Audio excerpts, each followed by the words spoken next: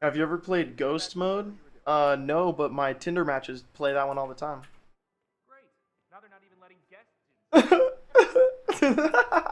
guests I'm having such a good day today. You've prepped the I've next been saying assignment. that a lot. Like I have the whitest name Well done possible. for this Like the simple in like a milk toast, boring would blend into a name sheet if it was just first names. Your name is Andrew? Oh, come on, guys. It's not that bad, right? That does not suit you at all. Oh, what did you think it was going to be? Dennis? Because that was almost my name. Or were you thinking, yeah, like Chad, Thaddeus, Jericho, Poindexter? Okay, well, at least someone's balancing the vibe out. Poindexter is such a dated insult that, like, it doesn't even hurt. It's like it's like almost feels ironic. At least Carl. Thanks, chat. Thanks for immediately deflating my ego. Oh, Kratos' son. Come on, he's not even ginger, man. What's the point of cultivating a community if they can't even grab links for you? So true. But what if you need someone to call you bald and say you look like the kid from Toy Story who tortured his toys? You look kind of like the boy version of the girl from Nemo. I don't have braces or glasses, okay? You're reaching. Did she have glasses? Hell yeah. Oh wait, did she? Dude, that's my Mandela effect. If she didn't have glasses, that's my Mandela effect. No, only braces? Guys, I regret to inform you, I'm from a different universe where she had glasses. The Berenstain Bears and all that shit I didn't believe in, but she had glasses, guys. Bro, and I'm sorry, but bro looks exactly like Ludwig from Mario. What the fuck is Ludwig?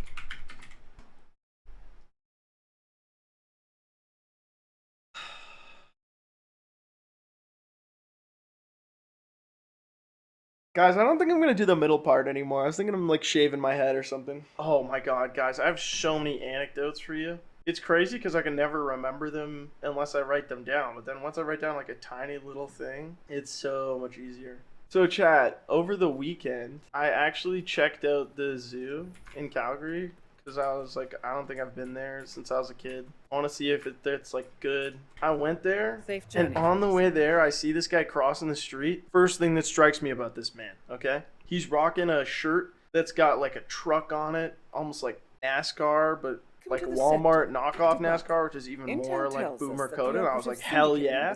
I look up at his hat. I kid you not, it's the Confederate flag, and it says Rebel Pride across the front. I'm not shitting you. And I was like, oh, I forgot, I'm in Alberta. Who saw me in person, OMG? There was this parking lot where people used to hang out by the Tim Hortons and the Safeway. That's like what people used to do, is they would just kick it in a parking lot with their trucks. I pull up, this guy has a rebel, quote unquote, rebel flag tattoo, and he shows it to me, and it's just the Confederate flag on his arm. And bro definitely had no context of that thing outside of the fucking Dukes of Hazzard, man. In what alternate reality do they live to call it a rebel flag? Maybe to them it's like, genuinely I do think Dukes of Hazzard plays a role. I think it's like doing it because people say you shouldn't do it. So even though it isn't like overtly racist, even though it's like pretty overtly racist, it's like just socially acceptable enough that they can get away with it and still express their contrarian point of view.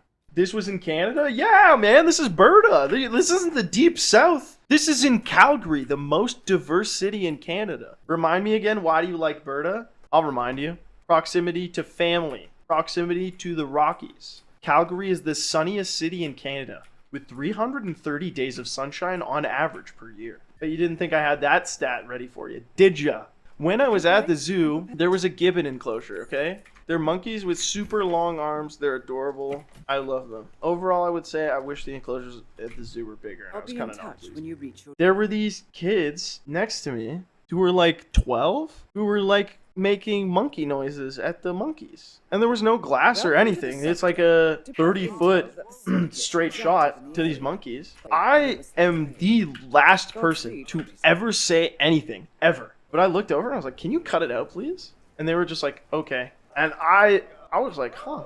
I've literally never told a kid off. I've always been the youngest. I've never taught. I've never watched kids. That's literally the first time I've ever disciplined a child. But it was upsetting because I was like, dude, imagine someone comes into your living room and just starts talking shit. I'd be annoyed. I was like, don't do that to these poor guys. It was very adult of me. I was like, normally, if I was younger, I'd be like, nah, dude, I don't give a fuck. Like, it's not my place. But I was like, nah, man. Chad, I caved and resubscribed to Netflix, and I've watched about 7 episodes of Seinfeld to try and absorb the format. Like, some of Jerry's stand-up has aged so much, man. Like, some of Jerry's observational comedy, it sounds like inexperienced streamer. He's like, what's the deal with the buttons that come in your coat? Huh? What are they saying to you, huh? The buttons are gonna fall off, so we gotta include them with it? These are the most special buttons, you can't find anywhere else? I mean, come on! It's not that the situations to me are dated, it's just sometimes, like, his stand-up bits are mid. I mean, Julia Louis-Dreyfus hits. Kramer and Jerry, the only two aged poorly. Well, I don't really mean outside of their, like, appearance on screen. Because obviously Jerry and Kramer have both had their own reasons for aging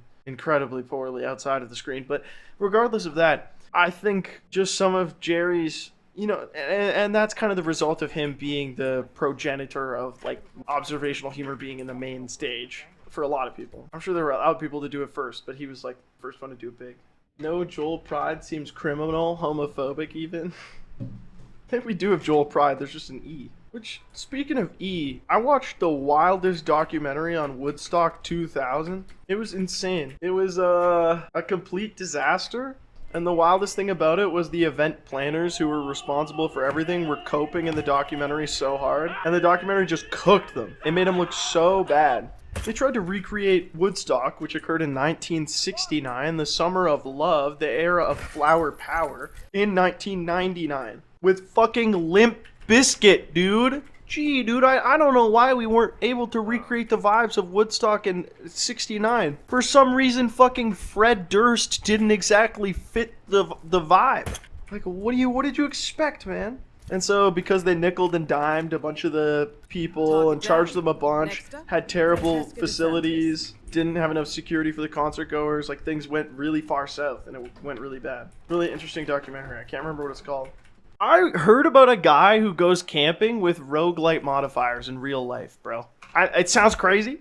He's like a survivalist dude. It's like one of my friends. He likes to go outdoors backpacking. He'll just like randomly not bring one of his pieces of equipment to try and make it harder on himself. I'm ready. He'll just be like, oh, I'm not going to bring my warm clothes so that way I have to like get better fire and shelter. And you know what? That makes me circle back to men will do anything but get therapy. I provided you. I've been trying to meditate recently.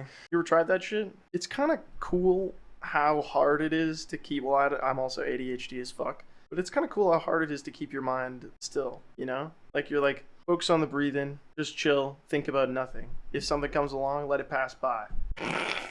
What? What, lady? If ADHD was a person, it would be Aspecticor. Yeah, I've been told this. I should probably get on meds, hey? Problem is, if you have so much executive dysfunction that you need medication, how are you supposed to set up the appointments that require the executive function to get the medication, man?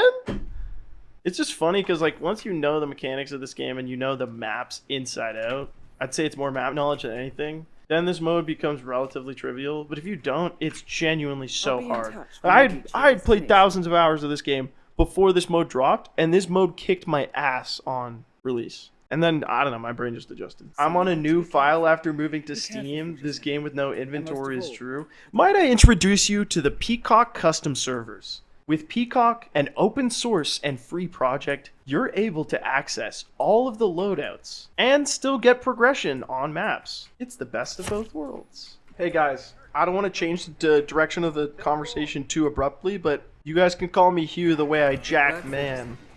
Time to find Dahlia Margot. Huh? No? Does that one need a little more time in the oven? Oh my god, the people love it. Overwhelmingly positive response. Mods, delete that -2.